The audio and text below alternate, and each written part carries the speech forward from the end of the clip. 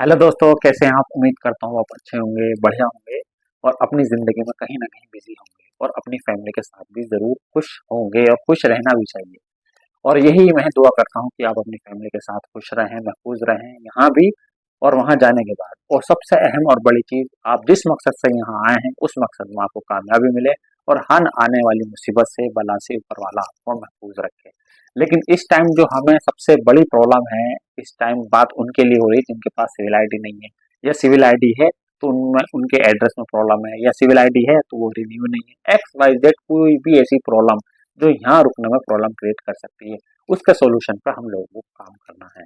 देखिए भाई, लापरवाही अगर हम करेंगे तो उसका भुगतान हमें फ्यूचर में भुगतना पड़ेगा। बात करने वाले हैं फिलहाल हम जो है कुवैत चेक इन के बारे में। भाई कुवैत चेक इन इसने दिमाग की दही कर दी है और सर में दर्द होने लगा। और ये जो चेक इन चल रही है भाई 1 जुलाई से चल रही है और ये खत्म होने का तो भाई नाम ही नहीं ले रही। हाँ, इतना है कि बीच में थोड़ा कम तो हो गई थी, लेकिन भाई धीरे धीरे उसी रफ्तार पे आ रही है। मान लो कि ऐसा सोच के रखा है यहाँ की गवर्नमेंट ने, मिनिस्ट्री ने, कि अब के तो भाई कुवैत को खाली करके ही दम लेगी। अब ऐसा होगा नहीं होगा ये तो वक्त बताएगा, लेकिन फिलहाल अभी मौजूदा वक्त में जो देखते दानिश है, उससे यही साबित हो रहा है कि भाई एक एक आदमी का रुकना है मुश्किल हो जाएगा, जिसके पास सिविल आईडी नहीं है, अपडेट नहीं है, या ये कहिए एकामा से रिलेटेड कोई भी उसके एकामा में सिविल आईडी में कमी है, तो उसको यहाँ रुकने में प्रॉब्लम होने वाली है।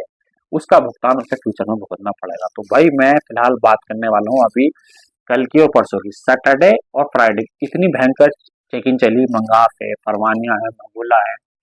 भाई ये 4-5 एरिया ऐसे हैं कि इनको तो टारगेट करके रख लिया। यहाँ से लगभग 500 से ज्यादा लोगों को जो है क्या किया गया है, पिकअप किया गया है।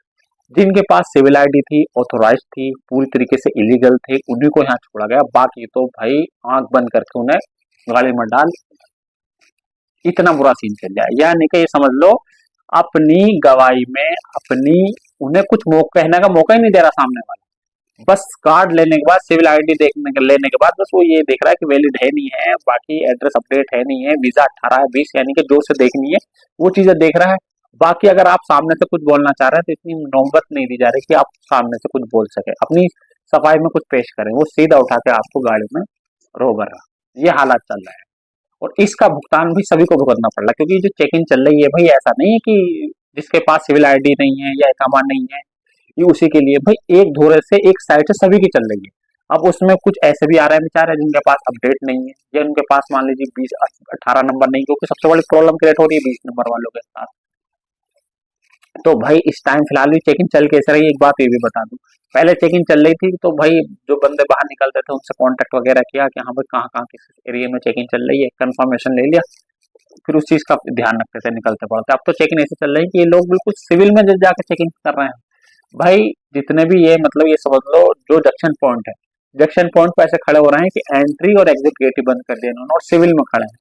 और इस तरीके से चेकिंग कर रहे हैं कि आपको पता भी नहीं चलेगा सामने से आ रहा है, हाँ लाओ जी सिविल आईडी कार्ड जी एकामा। इस तरीके से हो रही और एक साइड से सबको रोक कर। उसमें ऐसे भी हैं जो बिल्कुल ऑथराइज्ड हैं, उसमें कुछ ऐसे भी है जो अनऑथराइज्ड है, जिनके पास एकामा है और जिनके पास एकामा नहीं, और प्रॉपर तरीके से चेकिंग हो रही। ऐसा नहीं कि बस सिविल आईडी कार्ड लिया और बस ये नॉर्मल चेक करा एक्सपायर अनएक्सपायरी, ऐसा नहीं, प्रॉपर तरीके से चेकिंग हो रही। और कहीं भी कमी मिल रही तो भाई आपको बोलने का मौका नहीं दिया जा रहा। और आपको पता है कि इतना करने के बाद होना क्या है, 2-4-10 दिन वो तुम्हें जो है, हफ्ता 10 दिन जो उसमें शेल्टर में जेल में रखेगा और उसके बाद फिर फिंगर ब्लॉक करके आपको डिपोर्ट कर दिया जाएगा।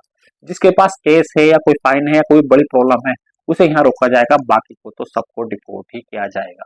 लेकिन भाई एक दिन या एक महीना की तो बहुत बड़ी बात है, एक सेकंड में भाई इन चीज में दुश्मन को भी ना पहुंचाए उस जगह, रुकना मुश्किल है। मैं तो दुआ यही करता हूँ कि सब महफूज रहें, खुश रहें और आबाद रहें, और जैसे आए थे हंसी खुशी उसी तरीके से हंसी खुशी यहाँ से चले जाए। लेकिन सबसे मैं रिक्वेस्ट करना चाहूंगा भाई, जो 20 नंबर खादी वीजा वाले हैं वो 18 नंबर में चेंज करा लें अगर उन्हें यहाँ रुकना है। देखिए भाई, जब यहाँ रुकना है तो यहाँ के नियमों को फॉलो करना पड़ेगा। कब तक बचेंगे? 1 दिन, 2 दिन, 3 दिन? अभी ये चेकिंग ऐसे चल रही है, अपनी न्यू प्लानिंग ये है कि आपके तो इन्होंने कसम खा ली भाई, अब के ये बिल्कुल छोड़ेंगे नहीं। अब आप देख सकते हो 1 महीना पूरा कंप्लीट हो गया है, आज 4 तारीख आ गई दूसरे महीने की भी। और चेक इन में बीच में तो हल्का सा जैसा डाउन ब्रेक लगा था, लेकिन फिर वही फ्लोप आ गया।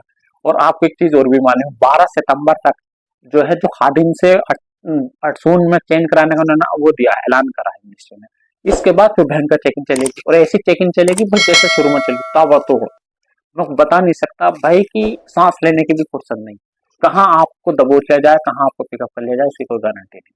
तो भाई देखिए, जिनके पास चेंज नहीं करा सकते उनकी तो मजबूरी है, लेकिन जो चेंज करा सकते हैं वो प्लीज चेंज करा लीजिए। अगर आपको कोई क्वेश्चन रहे, सवाल रहे, प्लीज मुझे कमेंट करके बताइएगा। बस आज की वीडियो में इतना ही बताना था कि अगर आपके काम में कोई भी कमी है तो उसे अपडेट कराइए। और बस लास्ट में यही रहूं, आपसे रिक्वेस्ट करना चाहूंगा कि आप कोई भी लापरवाही ना करें जिसका भुगतान आपको फ्यूचर में करना पड़े। बस, थैंक यू।